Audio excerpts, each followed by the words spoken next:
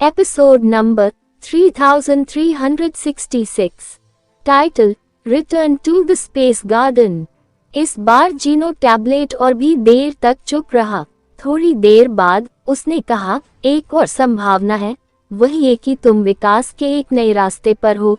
तुम जिस दिशा में जा रहे हो वह अब तक किसी भी दिशा से अलग है। यह विकास का एक नया मॉडल है, इसलिए मैं तुम्हारे जीन की संरचना का विश्लेषण नहीं कर सकता। वीर हैरान रह गया, इसलिए उसने पूछा, क्या तुम्हें सचमुच लगता है कि यह संभव है? मुझे नहीं पता, जीनो टैबलेट ने गंभीरता से कहा। जहां तक मैं बता सकता हूँ, यही सबसे ज्यादा संभावित कारण है। यही मेरा अनुमान है। वीर को उम्मीद नहीं थी कि जीनो टैबलेट भी उसके जीन मोड की जांच नहीं कर पाएगा। ये कल्पना करना भी मुश्किल था, यहाँ तक कि एंडरसन सैनी के जीन का भी जीनो टैबलेट द्वारा विश्लेषण किया जा सकता था। ऐसा पहले कभी नहीं हुआ था। अगर यह ठीक वैसा ही था जैसा जीनो टैबलेट ने उसे बताया था, तो हो सकता है कि वह एक ऐसे रास्ते पर चल पड़ा हो जो सृष्टि के बाकी सभी प्राणियों से अलग हो। अगर यह सच था, तो वीर तय नहीं कर पा रहा था कि यह अच्छी बात है या बुरी। एक नए प्रकार के विकास का मतलब था कि उसके लिए कोई पूर्व निर्धारित दिशा नहीं थी। ऐसा कोई पूर्व अनुभव नहीं था जिसका वह संदर्भ के लिए उपयोग कर सके। वीर को ये भी नहीं पता था कि अब उसके सामने जो रास्ते थे उन पर कैसे चलना है। यह ऐसा था जैसे कोई व्यक्ति अकेले धुंध भरे रास्ते पर चल रहा हो। अगला कदम उसे पवित्र फल, देव घास, सोने के पहाड़ या चांदी के पहाड़ पर ठोकर मार सकता था। दूसरी दिशा में कदम रखने पर वह 10,000 फुट ऊंची चट्टान से गिर सकता था, जहरीले सांपों और भयानक जानवरों का सामना कर सकता था। एक कदम स्वर्ग की ओर ले जा सकता था, जबकि दूसरा कदम सीधे नर्क की ओर।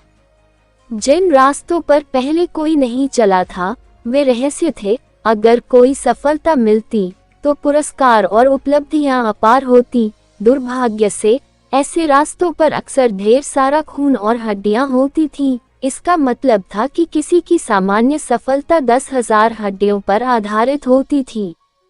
वीर को नहीं पता था कि वह व्यक्ति है जो वेदी तक पहुंच सकता है या जमीन पर बिखरी हड्डियों का ढेर बन सकता है। हालात जैसे हैं, मैं पीछे नहीं हट सकता। मेरे पास चलते रहने के अलावा कोई चारा नहीं है। मुझे उम्मीद है कि मरने से पहले मैं इस मुसीबत को सुलझा लूंगा। वीर को अपनी कोई चिंता नहीं थी। उसे बस यकीन नहीं था कि उसका शरीर एंडरसन सैनी को रोकने के लिए काफी है या नहीं। वीर ने स्काई क्लॉक की ओर देखा और कहा, जीनो टैबलेट, मेरे शरीर को देखो। एंडरसन सैनी से तुलना करने पर यह कैसा दिखता है? जीनो टैबलेट कुछ देर के लिए चुप हो गया और बोला, मुझे नहीं पता। सिद्धांत के अनुसार, अगर एंडरसन सैनी रिबूट क्लास तक पहुंच जाता है और जीनो प्रोटोटाइप कवच के साथ जुड़ जाता है, तो वह इस यूनिवर्स का सबसे शक्तिशाली प्राणी होगा। तुम्हारी बेटी के अलावा कोई भी प्राणी उससे नहीं लड़ सकता। इतना कहने के बाद जीनो टैबलेट थोड़ी देर के लिए रुका, फिर बोला, जहां तक तुम्हारे जीन्स की बात है, अभी उन्हें पहचानना मुश्किल है। हो सकता है कि कोई अनहोनी और अप्रत्याशित घटना घट जाए। तुमने अभी जो कहा उसका कोई मतलब नहीं है। वीर अवाक रह गया। कुछ जानना ही कुछ जानना है, जीनो टैबलेट ने शांति से कहा। कुछ न जानना ही कुछ न जानना है। अगर कोई चीजों को समझ नहीं पाता तो वह कुछ बताया निश्चित नहीं हो सकता। रुको, जब तक तुम एंडरसन सैनी से नहीं लड़ लेते तभी चीजें तय हो सकती हैं। तब तुम्हें नतीजे पता चलेंगे। वीर ने उसे तिरस्कार से देखा। उसके और एंडरसन सैनी के झगड़े के बाद जीनो टैबलेट का इस्तेमाल अब विश्लेषण के लिए नहीं किया जा सकता था। कोई बात नहीं, मैं वापस जा रहा हूँ। अब तुम यहाँ से जा सकते हो। वीर अब जीनो टैबलेट के साथ अपना समय बर्बाद नहीं करना चाहता था। बोलते हुए उसने स्काई क्लॉक उठा ली। तुम्हें जो करना है करो, जीनो टैबलेट ने कहा। मैं अपनी आत्मा को स्काई क्लॉक के अंदर रखूंगा। क्या तुम नहीं जा रहे हो? वीर ने भौहें चढ़ाईं। जीनो टैबलेट परेशान दिखा और बोला, तुम्हारे न जाने का क्या मतलब है? मैं स्काई क्लॉक के अंदर इसलिए रह रहा हूँ क्योंकि मुझे लगता है कि तुम महान हो, मेरी उपस्थिति से तुम्हें ही लाभ होगा। तुम मेरे लिए क्या अच्छा ला सकते हो? जब मैं जीनो टैबलेट की लड़ाई में हिस्सा लूंगा तो क्या तुम मेरी मदद करोगे? वीर ने बोलते हुए अपने होंठ सिकोड़ लिए। बिल्कुल नहीं, जीनो टैबलेट ने कहा। जीनो टैबलेट की लड़ाइयां मैंने ही बनाई हैं, मैं अपने नियम नहीं तोड़ूंगा।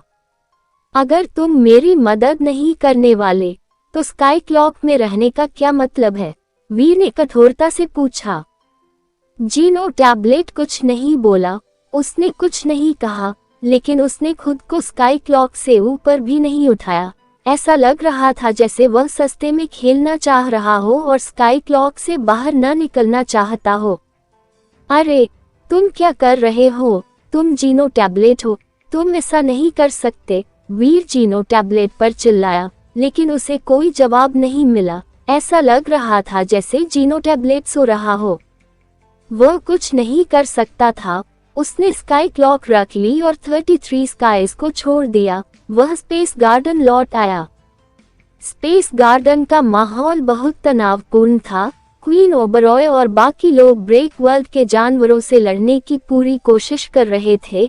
वे खुद 100 ब्रेक वर्ल्ड पॉइंट्स तक पहुंचने की उम्मीद कर रहे थे, इसलिए वे बेस पर नहीं रुके। जब वीर बेस पर लौटा तो वहां सिर्फ जितेश खन्ना ही था। जीरो और होली एंजल अभी तक वापस नहीं आए थे। जितेश अंकल, क्या आपने अपनी ब्रेक वर्ल्ड जीन्स का पूरा इस्तेमाल कर लिया? वीर जितेश खन्ना के सामने बैठ गया। उसने अपने लिए एक कप पानी उंडेला। जितेश खन्ना ने सिर हिलाया और बोला, वे पूरी तरह से तैयार हैं। मेरा super God spirit body ultimate mode में विकसित हो गया है, लेकिन अकेले लड़ने में ये काम नहीं करता। ये तभी सबसे अच्छा होता है जब आसपास ज्यादा दुश्मन हो। जब आमने सामने की स्थिति आती है तो सब किस्मत पर निर्भर करता है। मुझे नहीं लगता कि मैं तुम्हारी ज्यादा मदद कर पाऊंगा। शायद नहीं, शायद आपको बहुत ताकत लगानी पड़ेगी। वीर मुस्कुराया। जितेश खन्ना ने वीर की तरफ एक फल का टुकड़ा उछाला और मुस्कुराया। क्या तुम मुझसे स्पेस गार्डन की रक्षा करने की उम्मीद करते हो? आप बहुत होशियार हैं, जितेश अंकल। वीर ने उन्हें अंगूठा दिखाया। वह जीनो टैबलेट की लड़ाई से नहीं डर रहा था, उसे बस डर था कि जीनो टैबलेट की लड़ाई के दौरान एंडरसन सैनी स्पेस गार्डन को कुछ नुकसान पहुंचा सकता है। जितेश खन्ना ने आंखें सिकुड़ते हुए कहा, चिंता मत करो, अगर गॉड के ऑस पार्टी ने स्पेस गार्डन पर हमला किया तो उन्हें बॉडी बैग में भरकर घर भेज दिया जाएगा। वीर ने जितेश खन्ना की तरफ देखा। उसे सुरक्षित और सुकून का एहसास हुआ। किसी पर भरोसा करना अच्छा था। जितेश खन्ना ने वीर के कंधे पर थपथपाया और कहा, तुम जा सकते हो, मैंने यहाँ सब संभाल लिया है। वीर अपने घर के आंगन में लौट आया, जहाँ रूही काव्या को लिखना सिखा रही थी। वीर को वापस आते देख रूही उठ खड़ी हुई। वही काव्या का शरीर एक चमक के साथ गायब हो गया। जब वह फिर से प्रकट हुई तो वह वीर की बाहों में थी। उसने वीर की गर्दन पकड़ ली और जोर से कहा, पापा, क्या यह मेरा टेलीपोर्टेशन कौशल नहीं है? तुमने ये कब सीखा, मेरी प्यारी बेटी काव्या? वीर चौंक गया। उसका टेलीपोर्टेशन कौशल वेरी हाई के गॉड वांडर से आया था। ये स्पेस टेलीपोर्टेशन के सामान्य उदाहरणों से कहीं ज्यादा जटिल था। आम लोग इस टेलीपोर्टेशन कौशल का अभ्यास नहीं कर सकते थे। काव्या उसकी बेटी थी, लेकिन वीर के पास उसे टेलीपोर्ट करना सिखाने का समय नहीं था। अगर उसके पास समय होता भी तो टेलीपोर्ट करने में बहुत ऊर्जा खर्च होती। वीर को यकीन नहीं था कि काव्या में वह क्षमता है जो उसे इस्तेमाल करने के लिए जरूरी है। अब काव्या ने किसी तरह उसके टेलीपोर्टेशन कौशल सीख लिए थे। पहले आप मुझे खेलने ले जाते थे, जब आप जल्दी करने के लिए टेलीपोर्ट करते थे तो मैंने ये सीख लिया था। काव्या ने सिर झुकाकर मासूमियत से समझाया। मैंने इसे बस कुछ ही बार इस्तेमाल किया है। क्या तुमने सचमुच इससे सीखा? वीर चौंक गया। हाँ, ये बहुत आसान है, काव्या ने सिर हिलाते हुए कहा। वीर यह सुनकर खुश हुआ। वह बहुत भावुक हो गया। शायद सिर्फ तुम्हें ही यह आसान लगेगा, दूसरे लोग इसे सीख नहीं पाएंगे। अगर मैं उन्हें सिखाने भी जाऊं, तो भी वे समझ नहीं पाएंगे। यह इतना कठिन है ना? काव्या अनिश्चित दिख रही थी।